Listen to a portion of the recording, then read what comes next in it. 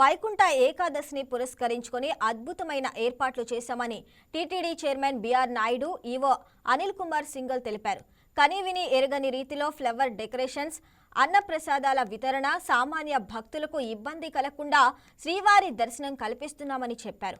అనుకున్న సమయం కన్నా ముందే శ్రీవారి దర్శనాలు ప్రారంభించామని, గంట ముందే వీఐపీ దర్శనాలు పూర్తి చేశామని వారు వివరించారు. అన్ని రకాలు కూడా మన అధికారులు ఎవరైతే ఉన్నారో వాళ్ళందరూ కూడా కట్టుదిట్టమైనటువంటి ఏర్పాట్లు చేయడం జరిగింది. చాలా బ్రహ్మాండంగా దర్శనాలు చేసుకుంటున్నారు. అందరూ కూడా భక్తులను అడిగితే వాళ్ళందరూ కూడా చాలా ఆనందం వ్యక్తం చేస్తున్నారు. కాబట్టి ఎలాంటి ఇబ్బందులు లేకుండా ఈ కార్యక్రమం సాఫీగా జరుగుతుంది. ఇంకో 1.5 అవర్లో వీఐపీలు దర్శనాలు అయిపోతాయి. ఆ తర్వాత టోకన్లు ఎవరైతే ఉన్నారో వాళ్ళందరూ కూడా ప్రారంభించి నిర్విరామంగా 10-12 గంటల సేపు దర్శనాలు చేసుకోవటానికి వీలవుతుంది. ఓం నమో వెంకటేష్. ఏ విధంగా అయితే గవర్నర్లు ముఖ్యమంత్రి వారు దిశానిర్దేశం మేరకు టీటీడీ బోర్డు తీసుకోవాలంటే నిర్ణయాల ప్రకారం వైకుంఠ ఏకాదశి దర్శనాలు ప్లాన్ ప్రకారం జరుగుతూ ఉన్నాయి. నిన్న ఎక్కడ కూడా భక్తులకి ఇబ్బంది లేకుండా దాదాపు 60,000 మంది భక్తులకి దర్శనం చేయించి, నిన్న కూడా ఎప్పుడు కూడా ఒక 2-3 కంపార్ట్మెంట్ కంటే ఎక్కువ కూడా వెయిటింగ్ లేకుండా 60,000 మందికి దర్శనం చేయించి, రాత్రి 10:30కి క్యూ లైన్స్, క్యూ కాంప్లెక్స్ అంతా కూడా ఖాళీ అయిపోయి స్వామివారి కాంతి సేవతో దేవాలయం తలుపులు ముగించేసేసి మళ్ళీ రాత్రి 12:05 ప్లాన్ ప్రకారం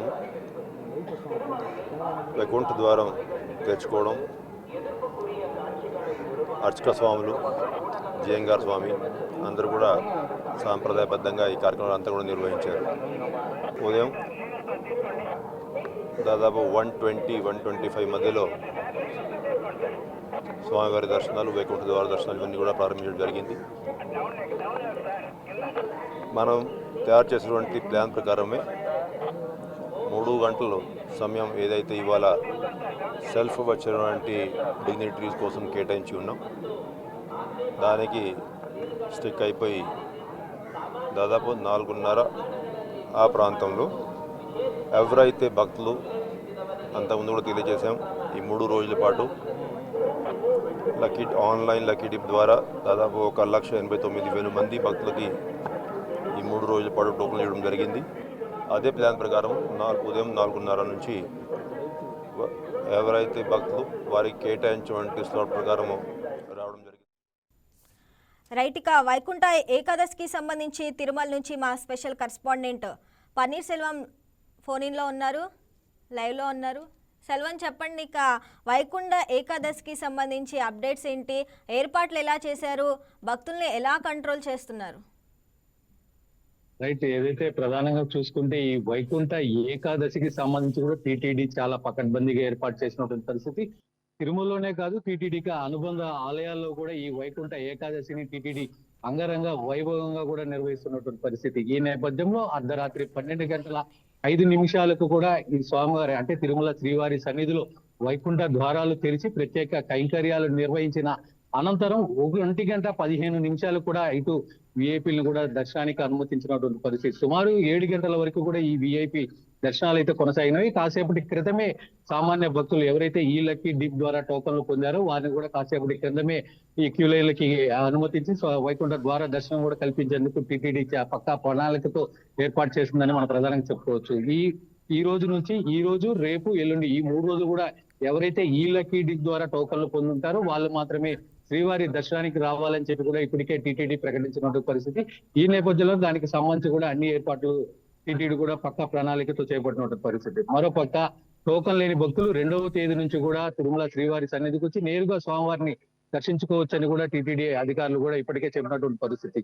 అంటే దీనికి సంబంధించి కూడా భక్తులకి ఎక్కడ ఎలాంటి ఇబ్బంది తలెత్తకుండా పక్కా గుణాంకాలతో కూడా ఇటు శ్రీవారి దర్శనాన్ని కూడా కల్పిస్తామని, అంటే ఇంటిగ్రేటెడ్ కమాండ్ కంట్రోల్ ద్వారా కూడా, అంటే ఏఐ విధానం ద్వారా కూడా వీక్షిస్తూ వాళ్ళకి సంబంధించి ఎక్కడ ఎలాంటి ఇబ్బందులు తలెత్తకుండా కూడా పక్కా సెక్యూరిటీతో కూడా ఇటు స్వామివారి దర్శనాన్ని కల్పిస్తామని చెప్పి టీటీడీ చెప్తున్నటువంటి పరిస్థితి.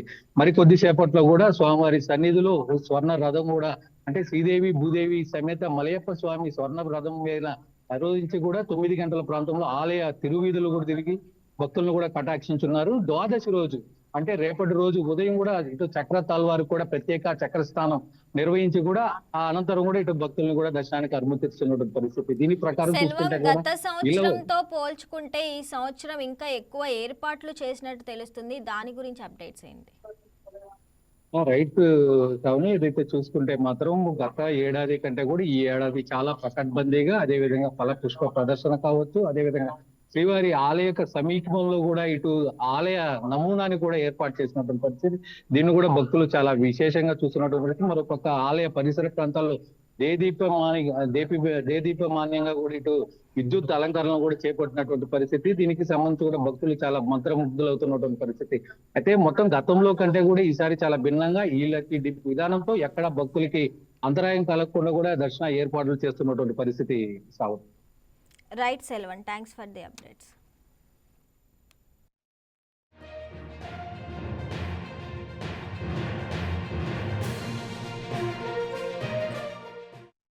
హాయ్ వ్యూయర్స్, ఈ వీడియో మీకు నచ్చినట్లయితే లైక్ కొట్టి షేర్ చేసి వైకే టీవీని సబ్స్క్రైబ్ చేసుకోండి.